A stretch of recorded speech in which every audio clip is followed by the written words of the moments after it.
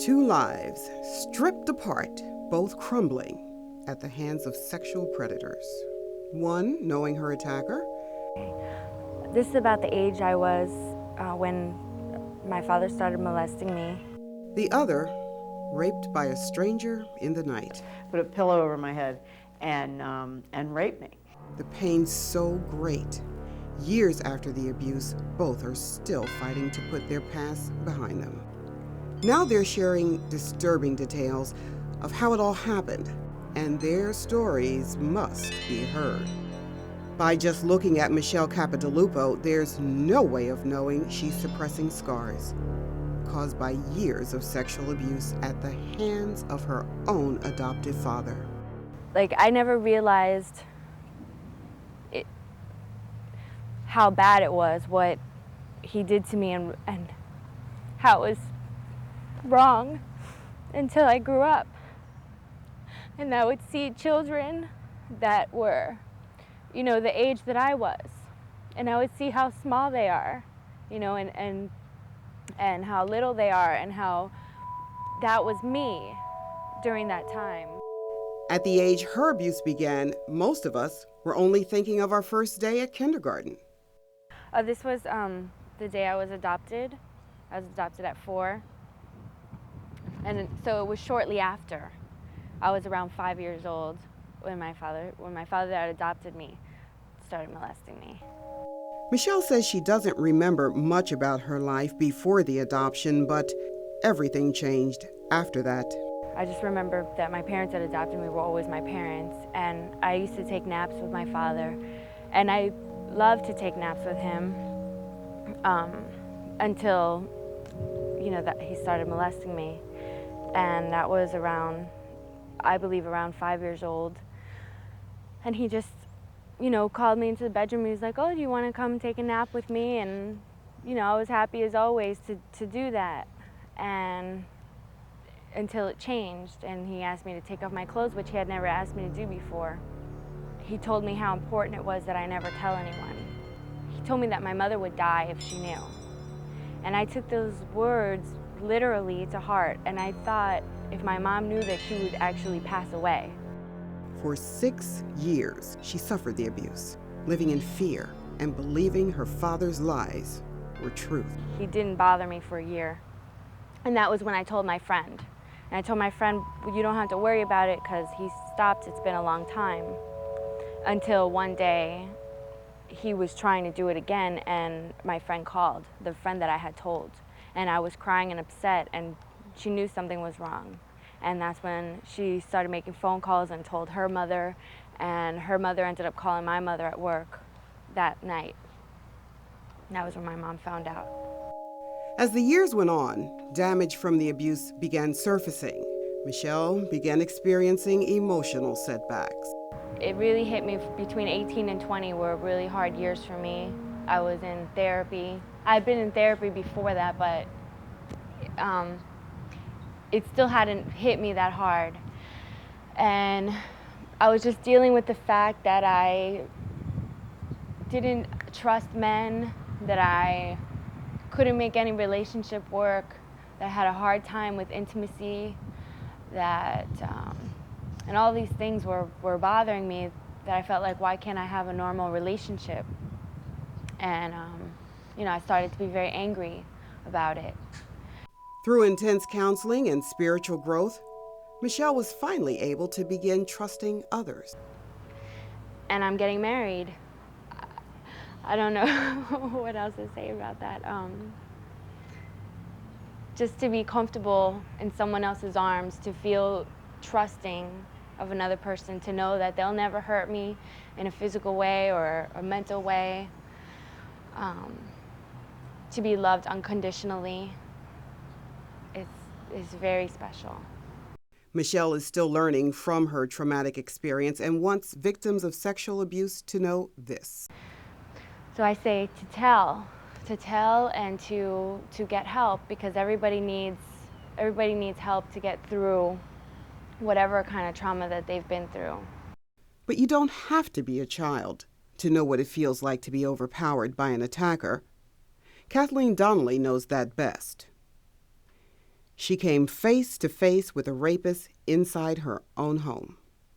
I heard this crash of glass.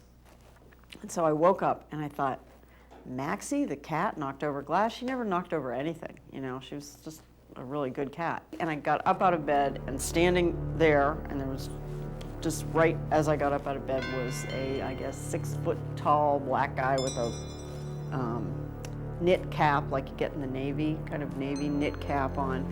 And I don't know what he had on, he was dressed dark.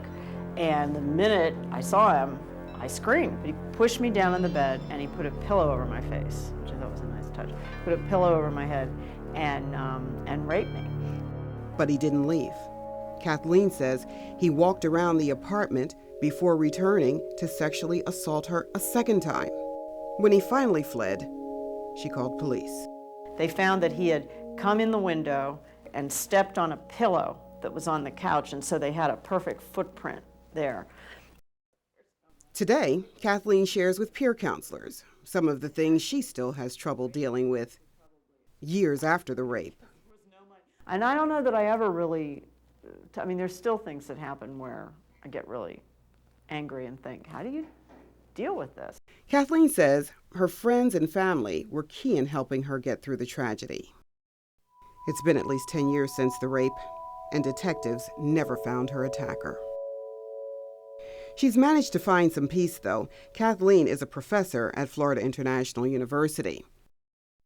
A few times a year, she shares her experience with the Victims Advocacy Center at the college.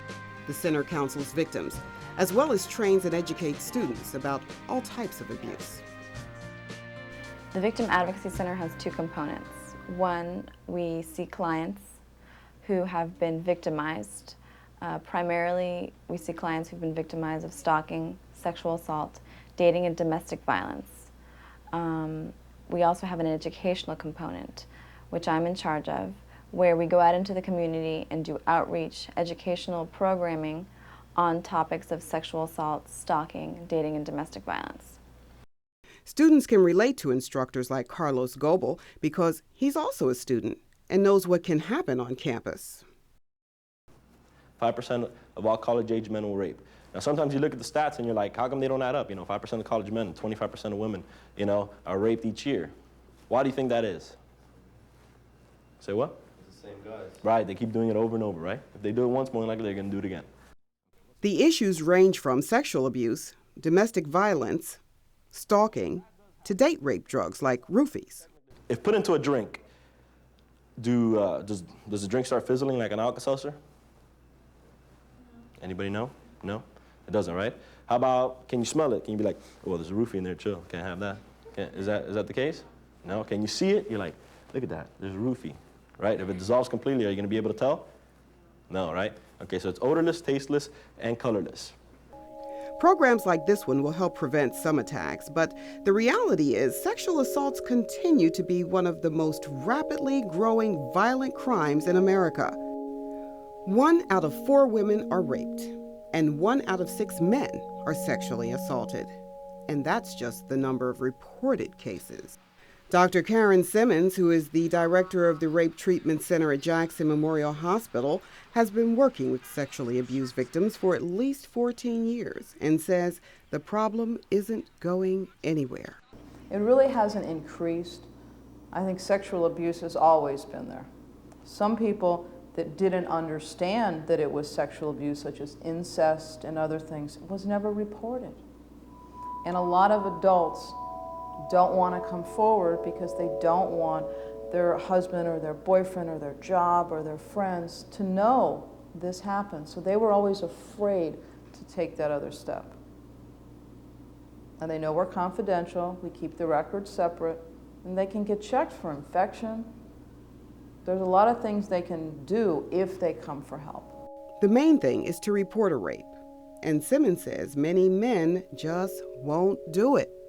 Statistics show the majority of people who are sexually assaulted know their attackers. And surprisingly, the motive behind most rapes isn't just having sex. It's a power and control. They don't do this for the sexual gratification. They do it for the control, the power and the control. Simmons says the average rapist commits 15 to 30 rapes before ever being caught. This is a repetitive crime. It's not something someone does once. It's repetitive, and it gets to the point where they have done it so many, they're like looking for their ultimate crime, which may be murder at one time. Some ways to possibly prevent an attack? Know your surroundings. Travel in groups. Don't park away from all the other cars, and try not to look lost in unfamiliar areas. No one has a right to abuse you. And as Kathleen Donnelly and Michelle Capodalupo know, it can happen to you. No one has the right to abuse. In every state, you can find agencies that provide support for sexual abuse victims. These organizations may also conduct educational programs in your community. Check your local telephone directory for abuse or counseling hotlines.